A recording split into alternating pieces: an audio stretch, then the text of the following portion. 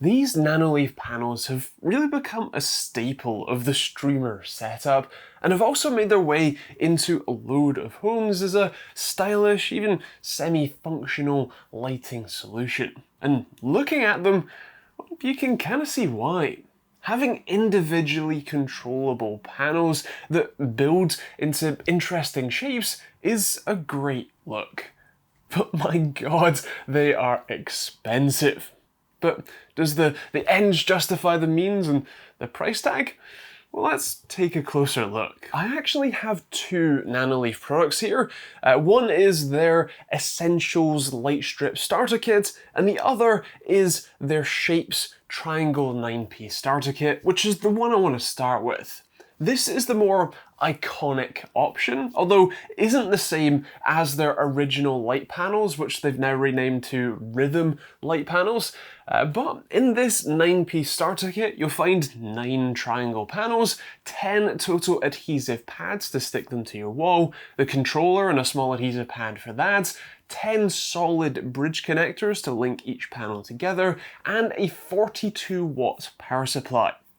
Each panel draws around about 1.5 watts, but when you factor in the controller and the maximum number of panels that are supported by that power supply is 28. Although you can buy a 75-watt power supply from them instead, and it's also worth noting that the controller is able to address up to 500 panels. The mounting system leaves a little to be desired, specifically this bit of skin that's missing from my finger.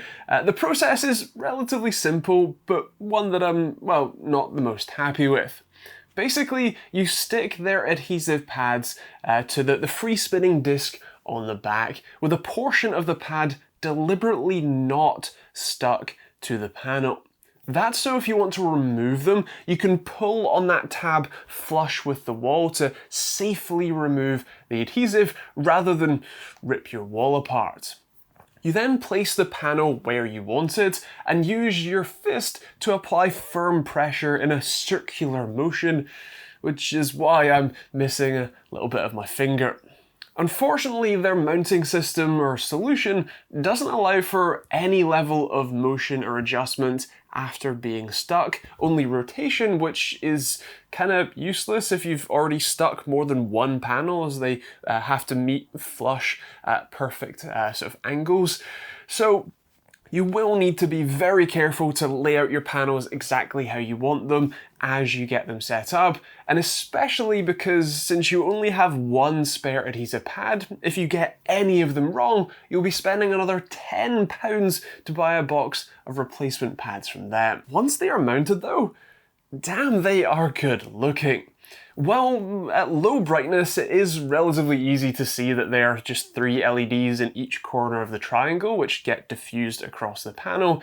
Once it's at higher brightnesses, it's a pretty even output. Each panel is individually addressable, which means that you can have rather nice patterns flow smoothly across them, or set each panel to a fixed color, or even have it act as a music visualizer with the microphone that's built into the controller. You can adjust the brightness from both the controller and from their app. The controller's immediate steps are fairly large, but you can basically just hold them down to have more fine-grained adjustment as they're capacitive buttons rather than hard tactile ones, but generally speaking, you can get it set up how you like. It's probably worth noting that it does technically have auto brightness, so in theory it will change the brightness of the panels based on the light level in the room.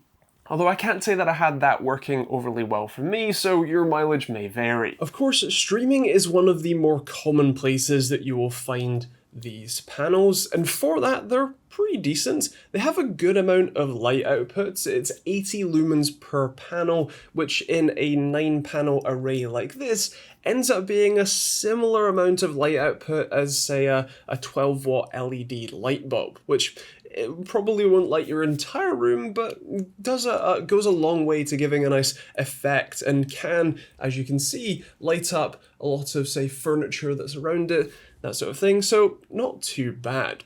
that doesn't, let's say, hold a candle to the Elgato panel lights, which the ring light I'm currently using can go up to 2,500 lumens, which is insane compared to the, like 600 or 700 this total can do. But even with the more, well, subdued brightness by comparison, because I tend to run quite a fairly dark stream, at least in the background, what happens is, as you can see, they're kind of blown out. They look like they're white panels within a color ring around them, but if I set the brightness to more like 30%, well, now you can actually make out at least some of the colors. In most of the camera shots that I've taken, these four in the middle all look very similar in color, but in person they are actually quite distinct colors.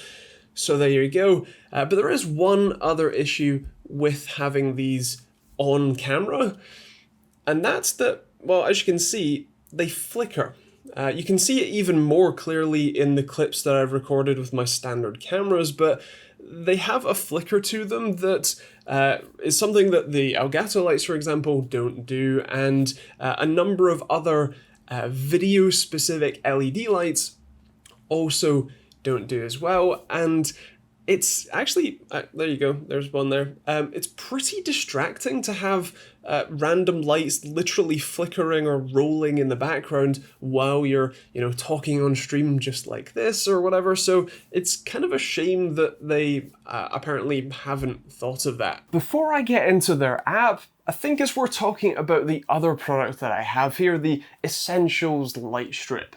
This is a more basic product, I suppose as the name suggests, as it's a somewhat standard strip of LEDs with fairly basic controls, at least by default.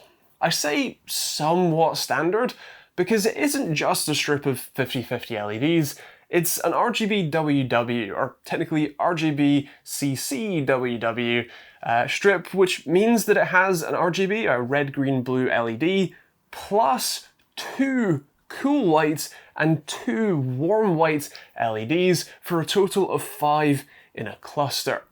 Adding warm and cool white LEDs isn't overly new. In fact, you can even get LEDs themselves with that feature built in rather than separated, but the difference is the doubling of the white ones. That means that the maximum brightness this strip supports is 2,200 lumens, which is pretty insane, although the catch is that that's only with the white LEDs turned on. When only using the RGB LED for, say, direct colors, it's considerably dimmer. In fact, a basic Luxmeter app reading reports it's a full power of 10 less light output, and visually it's pretty easy to see the difference. With the cool or warm white LEDs turned on, it can easily light your entire room, but with just the RGB LED turned on, it's relatively dim and gives more of an accent lighting rather than a functional light output. The controller on its own is pretty basic. You have a clicky tactile button for power and also changing which mode you're in, brightness up and brightness down. You have DC in on the bottom and what I think is a JST 1.27mm pitch 6-pin connector that connects the adapter that then lets you connect the 2.54mm pitch connection on the RGB strip. It looks to be the standard common cathode pinouts with what I would assume is 12 volts in, and then individual grounds for the red, green, blue, cool white and warm white LEDs that are all just connected effectively in, well, series to each of them. That does mean that this strip isn't addressable, so you can't have differing colors or a wave of light going across it. They'll all be the same color, at least at any given moment. The controller connects with their app via Bluetooth, which means that unlike the Shapes panels, doesn't connect to Wi-Fi, and means that it doesn't natively support things like schedules, which is actually a pretty big problem for how I have it set up as a bedroom, night and morning lights. And it also requires you to be close to them, like literally in the same room level close, to change any settings. But as you might have noticed, Nanoleaf says that these support Google Assistant and Apple HomeKit. But if they don't connect to Wi-Fi, how's that meant to work? Well, that's where the logo, the other logo on the box, comes in. Thread. Thread is a low-power protocol that uses IPv6 and the 802.11.15.4 wireless protocol, which when combined together is called 6LoWPAN, to create low-power mesh networks for Internet of Things devices, kind of like this. When connected to a Thread border router, these strips have some interesting features, or at least a whole lot more, as they can access or can be controlled by things like the Google Assistant. That means that you can run things like schedules through the Google Assistant, but the trouble is those Thread border routers aren't exactly commonplace, at least yet. Apple's HomePod Mini and Apple TV 4K are pretty much the only commonly found devices that can act as one. Although products from Google and Amazon do technically have the hardware to do it, but they just aren't enabled yet. If you've got one of those routers, the value proposition of these strips actually changes pretty drastically. But since many don't, you're left with, well, a largely underwhelming usage experience. And that brings us nicely onto their app. For both the shapes, panels, and the essential light strips, although arguably much worse for the latter, this is arguably the worst and most infuriating companion app I have ever used. It outright crashed almost every time I tried to use it. I had to force close it countless times. It refused to connect to the lights constantly. The firmware update process on the Lightstrip took almost an hour, thanks to it starting the update and then crashing over and over and over again. And any amount of controlling the lights, I guess, overloads the connection, because if you try to make any level of fine detail adjustments, it just refuses and gives you a pop-up message saying that the lights aren't responding, which is like the only message it ever shows. There are also incredibly just stupid bugs, like scrolling through the default list of pre-installed scenes makes them shake violently around. And their layout assistant tool, which is meant to be a feature that lets you lay out your panels in the app and then use augmented reality to show you what that design would actually look like on your walls, which is a great feature.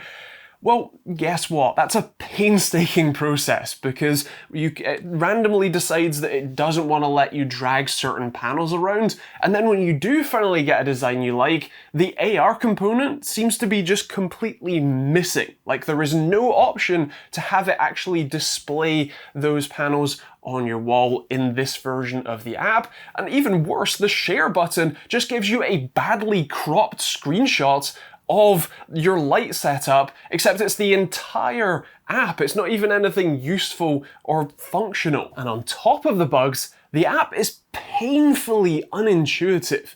You want to rename your device? Cool. Go to Settings and Devices, and then tap on it.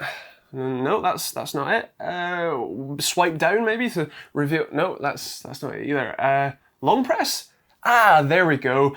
Unintelligible icon buttons that were hidden under an invisible box. A box that, even when it's in its actions position, completely hides the name of the device that you're configuring, despite having plenty of space to display both the name and firmware version and the action buttons, which in and of themselves shouldn't even be hidden in the first place. They should just be on that page.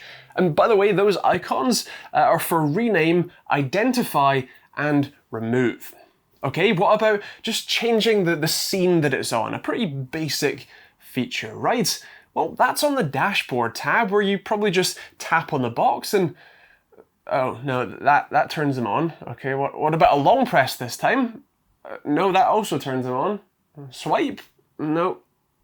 Wait, I've got it. The logo for the shapes is the power button, but the rest of the box is the edit button. Right. And don't get me started on creating the scenes, which seem to just be the same thing as palettes, meaning you have to just save everything twice, and it's just an insane, and the ordeal that it takes to use the paint mode, which sometimes requires you to actively draw, like swipe colors onto certain panels, but other times you can just tap them and it works fine, but it's a very hit and miss procedure, whether that's something that you need to swipe it on and then fix another tile that inevitably breaks, or not, who knows? Okay. Now, luckily, at least with the shapes panels, they actually work with their open API, so as long as you know the IP address that is assigned to these, you can install all of the scenes that you want from their pretty terrible app, and then just send basic put requests to change scenes, to set brightness, or even run things like your own custom schedules from something like a Raspberry Pi, especially since their API has worked flawlessly for me with instant action rather than their truly dreadful app, which is just slow and unresponsive. If you're interested in seeing a video on how to use their API, feel free to let me know in the comments down below, as I think that's something I could perhaps get along with a bit better. So, should you buy either of these? Well, for their MSRP of £180 for this Shapes kit, you'd have to really want them, and you'd also probably want to set them up and then never touch them again. That's a large chunk of change to drop on what is essentially a decorative light fixture, and I can't say that I would be willing to do that myself. They are cool, and the whole point of the Shapes design is that you can mix and match between these triangles, the slightly larger hexagons, and the mini triangles to build a pretty wide range of designs so that you can make them fit your space, which is nice. You might end up getting nickeled and dimed by having to buy their flexible linkers to make them bend around corners. And it's also worth noting that you do need a smooth wall, so no raw brick or the popcorn wallpaper that I have up here. As for the Lightstrip, unless you already have a thread border router, it's gonna be a hard pass for me.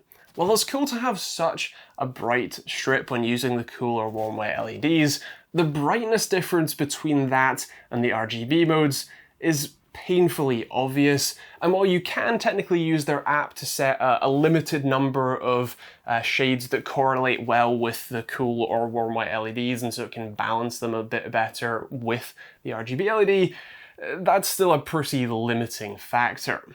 Plus, the lack of native scheduling means that they aren't really any different from much cheaper RGB WW strips you can buy on Amazon that offer longer lengths. This £45 kit only comes with 2 meters, whereas a £20 kit on Amazon runs for more like 5.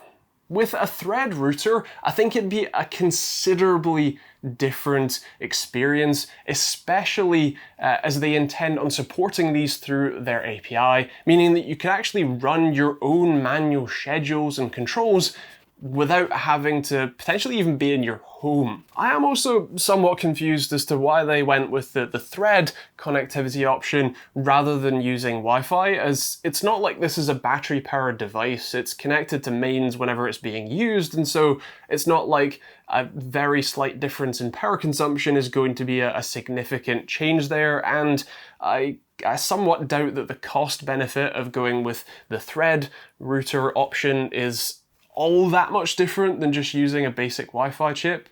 But anyway, point is that I think it's, without a thread router, it's definitely hard to justify, spending the extra on the Lightstrip. And as for the Shapes panels, again, for the right kind of use case, and for if you like the aesthetic and you're willing to drop, well, the relatively high amount of money to get them, then fair enough. I think you'll have a reasonable time, especially if you can set them up in one go and then, leave them in place or use the touch controls, which also are a bit, actually pretty buggy for me. But if that's your case, fair enough. But the fact that they didn't even go to the effort to make all of their products anti-flicker for things like using them on video, that's a pretty big deal. Like, if I wanted to replace these LED strips with this Nanoleaf one, I literally couldn't, because all you'd be watching now is a massive flicker. And with these light panels, like, one of their key things is being used in the background of streams, and yet for my stream they're now going to be flickering away until I probably move, essentially, and that's not great. But with that said, those are my thoughts, and I would love to hear yours in the comments down below. What do you think of the Nanoleaf, well, products? What do you think of the panels versus the strips? And actually, what do you think about the features versus the price versus the sort of, I suppose, usability? Feel free to let me know in the comments down below. As always, I'll be leaving links to both of these in the description if you do want to check them out. Those are Amazon affiliate links that will take you to your local Amazon store, where you can see pricing when and where you watch this, because it can and does vary. And in fact, the pricing, especially on the panels, is actually a good bit cheaper on Amazon, at least as of filming and checking. So that might help sway your purchase decision, but either way, there'll be links for you to take a look at down there. If you want to see more videos like this one, or get notified when we do our weekly live streams, then do hit that subscribe button and turn on the bell notification icon. If you want to support the channel and keep me making these videos every Monday, Wednesday and Friday, and streams on Thursdays, then you can check out that YouTube join button for access to our Money Man Discord chat, sponsor-free videos, and some cool emojis to use in the comments and in the chat of our live streams as well. Or you can support on Patreon instead if you'd prefer. You could also pick up a hoodie or t-shirt like this one, or a load of other designs that I design myself. Or if you want to support a little less directly, you can do that with the other affiliate links that are in the description for places like Overclockers UK. There's other stuff like VPN options, Hubble Streamlabs OBS, and a whole load of other stuff, so feel free to check it out. And at least some more videos on the end cards, maybe the Elgato lights or my streaming setup if you're interested. But yeah, otherwise that's pretty much it. If you've got any questions, feel free to leave those in the comments down below as well. Thanks for watching, and we'll see you on the next video.